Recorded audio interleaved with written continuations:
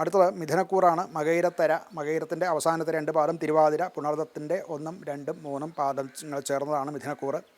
മിഥുനക്കൂറുകാർക്ക് വ്യാഴം ലഗ്നത്തിൽ തന്നെ നിൽക്കുന്നു. ഇവരെ സംബന്ധിച്ചിടത്തോളം ഈ ഗുരുവിൻ്റെ ഈ ലഗ്നത്തിലെ സ്ഥിതി കാരണം അവരുടെ ചിന്താപരമായിട്ടുള്ള അല്ലെങ്കിൽ ജ്ഞാനപരമായിട്ടുള്ള കാര്യങ്ങൾക്ക് വർദ്ധിത വീര്യം ഉണ്ടാകുന്ന സമയമാണ്. പുതിയ കാര്യങ്ങൾ പഠിക്കാൻ, പുതിയ സംരംഭങ്ങൾ തുടങ്ങാൻ, പുതിയ പദ്ധതികൾ ആലോചിച്ച് ആക്കാനും മറ്റുമൊക്കെ അവർക്ക് കൂടുതൽ സാധിക്കുന്നതാണ്. അവരവരുടെ ജോലിയിൽ അഥവാ പ്രൊഫഷനിൽ തൻ്റെ ആശയങ്ങൾ മറ്റുള്ളവരാൽ അംഗീകരിക്കപ്പെടും. എന്നാൽ ഇവിടെ ഒരു ചെറിയ കുറവുള്ളത് 12ാം ഭാവത്തിൽ ആണ് ശുക്രൻ എന്നുള്ളത് കൊണ്ട് ഇതിനൊക്കെ ഒരു ആകർഷണീയത, ഒരു മങ്ങലും അതോടൊപ്പം തന്നെ പറയേണ്ടതാണ്.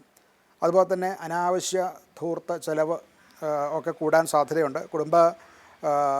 പരമായിട്ടുള്ള ചില യാത്രകളുമൊക്കെ വേണ്ടി വരും. അത് സംബന്ധിച്ചും ഒക്കെ ചിലവുകൾ വരാവുന്നതാണ്.